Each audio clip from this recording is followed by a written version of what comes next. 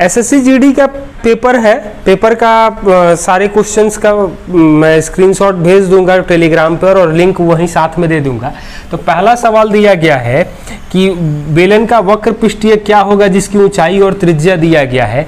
तो वक्र पृष्ठीय क्षेत्रफल होता है 2 पाई RH, यानी 2 पाई के ही फॉर्म में ऑप्शन दिया गया है। पाई 7 और 4 दिया है, यानी कि 56 पाई सेंटीमीटर स्क्वायर। क्वेश्चन नंबर 2 दिया गया है x और y का रेशियो दिया है 4:3 का। तो 2x + 3y upon 3x - 2y पूछा गया है। तो x का मान 4 और y का मान 3 रखेंगे। तो 8, 9, 17 और 12 - 6 यानी कि 6 दिया गया है।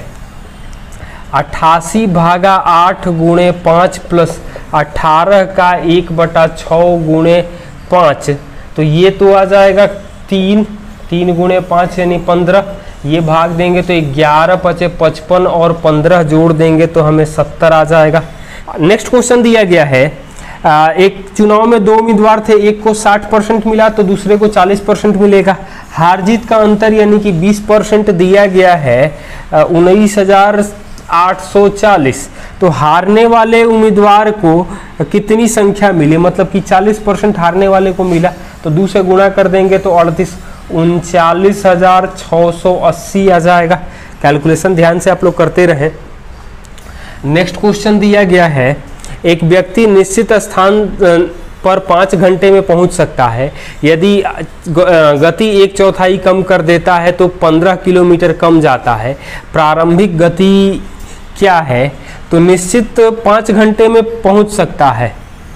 तो ऑप्शन जो दिया गया है वहां से 24, 46, 35 और 12 है। तो 5 घंटे में दूरी तय करता है 120, 230, 175 और 60। कह रहा है कि चाल 1/4 कम कर दे। 1/4 कम कर दे मतलब कि 18 चलता यहाँ पर तो 15 किलोमीटर कम जाता। तो 18 × 5 = 90, नहीं हो रहा है। 15 नहीं है, ये 1/4 नहीं, यहाँ पे देखा जाए तो 1/4 कम करेगा यानी कि 9, 5 घंटा जाएगा तो 45, 15 किलोमीटर कम आ रहा है। मतलब ये वाला ऑप्शन से ही देख ले, ज़्यादा बेहतर होगा। नेक्स्ट क्वेश्चन दिया गया है DI का, यदि परिवार धनराशि खर्च नहीं होती तो शेष व्यय समान रहता, तो नई बचत और व्यय का अनुपात क्या है? तो नई बचत और व्यय, तो बचत तो हमें दिया गया है कोई धनराशि, अन्य धनराशि नहीं, तो शेष व्यय समान रहता है। नई बचत और शिक्षा पर, तो शिक्षा पर तो खर्च कर रहा है 70 डिग्री और बचत जो है वो दिया गया है 60, यानी कि 70 और 60 का रेशियो यानी 7:6 का अनुपात। नेक्स्ट क्वेश्चन दिया गया है, 20% और 10% के 2 छूट के बाद मोबाइल 1710 में बेचा गया तो वास्तविक मूल्य क्या था? तो MRP 20% डिस्काउंट यानी 4/5, 10% डिस्काउंट यानी 9/10 आ रहा है 1710। इसको कैलकुलेट करेंगे तो 9 से भाग देंगे तो 190। तो MRP जो आ जाएगा वो 1900 मतलब 95, 100/4 यानी कि 2375 आ जाएगा। कैलकुलेशन आप लोग ध्यान से देख लेना। नेक्स्ट क्वेश्चन दिया है, ट्रेन 30 मीटर पर सेकंड की चाल से चल रही है। एक खंभे को उसके लंबाई के 4 गुना प्लेटफॉर्म को पार करने में 18 सेकंड कम समय लेती है। यानी कि 4 गुना का मतलब 18 सेकंड में 4 गुना यानी कि 540 में 4 गुना लंबाई होगा, यानी कि ट्रेन की लंबाई जो आ जाएगी वो 135 मीटर हो जाएगी। क्योंकि जब ट्रेन खंभे को पार करती है तो अपनी लंबाई तय करती है और जब प्लेटफॉर्म को पार करेगी तो अपनी लंबाई और खंभे की लंबाई के योग के बराबर दूरी तय करेगी। नेक्स्ट क्वेश्चन दिया है, एक पेपर में 12 छात्रों का औसत 46 है। 2 नए छात्र गिने जाते हैं तो औसत 4 बढ़ जाती है। तो नए छात्रों का औसत क्या है? तो 46 एवरेज है 12 लड़कों का, 14 का एवरेज 50 हो जाएगा। मतलब दो नए लड़के आते हैं ना, तो 2 के लिए 4 है तो 12 के लिए 24 यानी कि 74 एवरेज होगा जो नए लड़के आएंगे उनका। एलिगेशन अप्लाई कर लें। दो सकेंद्रीय वृत्तों के व्यास 10 और 16 हैं। वृत्तों के बीच का भाग क्या, मतलब त्रिज्या जो आएगी वो 5 और 8 आएगी। तो ये 5 है त्रिज्या, ये 8 है, मतलब पाई 64 माइनस 25 यानी कि 39 पाई जो आएगा वो बीच का क्षेत्रफल आ जाएगा। क्वेश्चन नंबर अगला दिया गया है, आशा एक बाइक 77,000 में बेची, 40% लाभ अर्जित किया।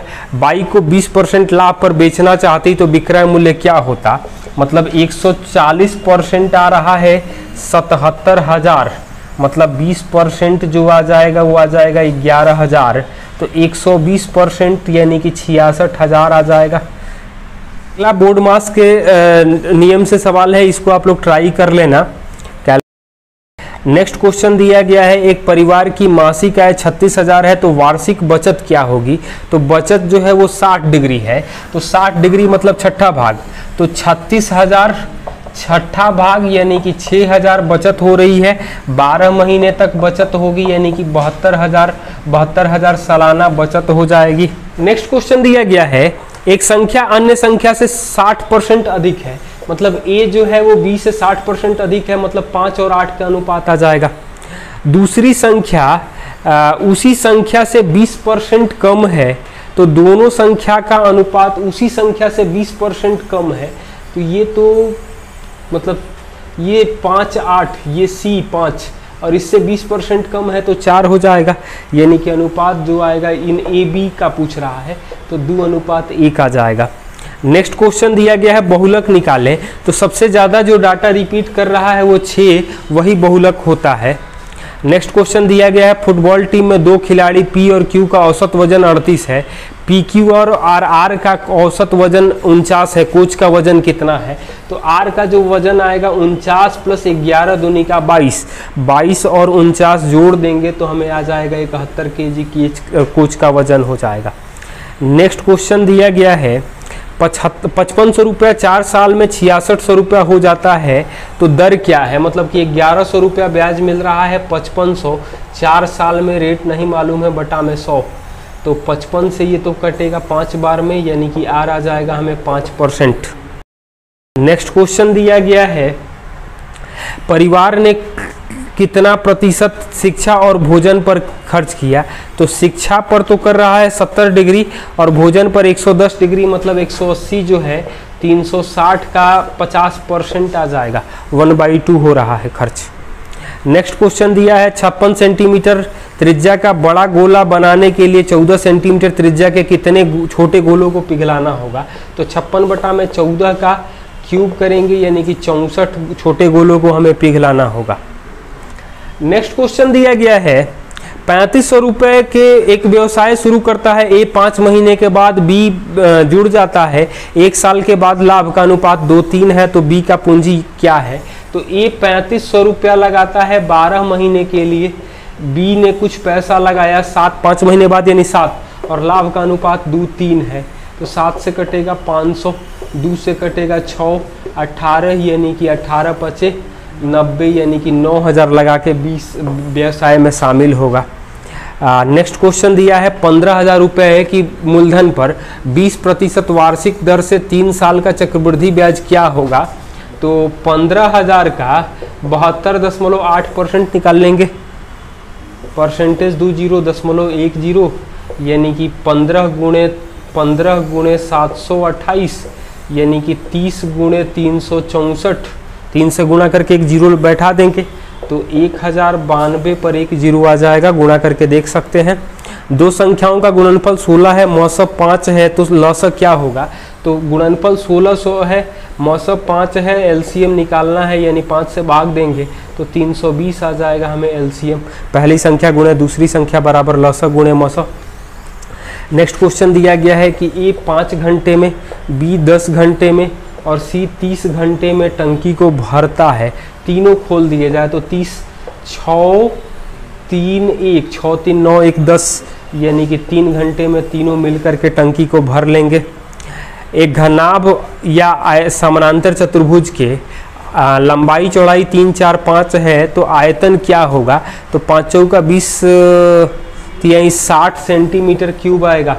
लंबाई गुणे चौड़ाई गुणे ऊंचाई होता है और बाकी सारे क्वेश्चन हो गए हैं। Thank you.